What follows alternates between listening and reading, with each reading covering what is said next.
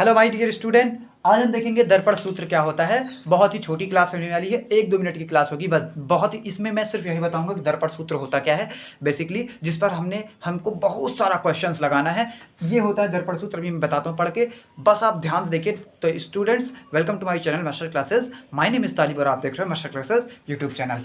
Class 10th विज्ञान प्रकाश का परावर्तन तथा अपवर्तन वाला चैप्टर चल रहा है और आज हम प्रकाश का परावर्तन, ये पूरा चैप्टर, प्रकाश का परावर्तन वाला जो पोर्शन है वो पूरा आज कंप्लीट हो जाएगा, खत्म। और अब से हम चालू करेंगे अगली क्लास से कुछ क्वेश्चंस इस पर करने के बाद चालू करेंगे प्रकाश का अपवर्तन, चालू करेंगे प्रकाश का अपवर्तन। आपकी बुक में इस फॉर्मूले का डेरिवेशन नहीं दिया, सिर्फ आपको इस फॉर्मूले को याद कर लेना है। बड़ी क्लास में आप जब जाओगे तो आपको इस फॉर्मूले का डेरिवेशन मिलेगा। अगर आपको चाहिए इसका डेरिवेशन, अगर आप एक्साइटेड हो इसको पढ़ने के लिए, तो मैं जरूर आपको इसका डेरिवेशन बता दूंगा अगर आप कमेंट करेंगे तो, ठीक है।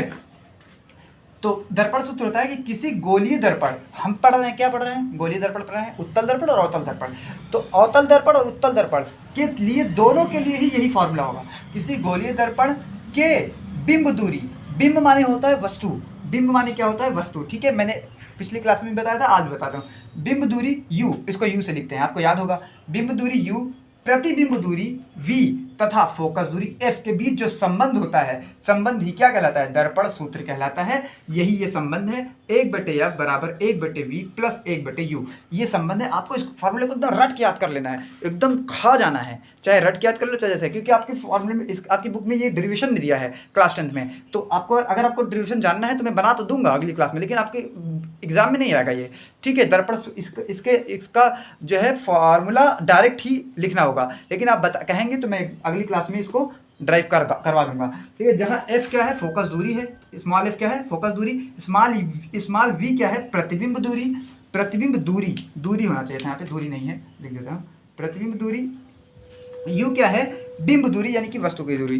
तो आपको तो पता ही होगा ये सब क्या है। f फोकस दूरी कहाँ से कहाँ तक, वक्रता केंद्र से, वक्रता केंद्र की आधी होती है फोकस दूरी। v जो वस्तु प्रतिबिंब जहाँ बनता है उसकी और ध्रुव p की दूरी को ही प्रतिबिंब दूरी कहते हैं। u बिंब की दूरी यानी कि वस्तु की दूरी होती है ध्रुव से, ठीक है।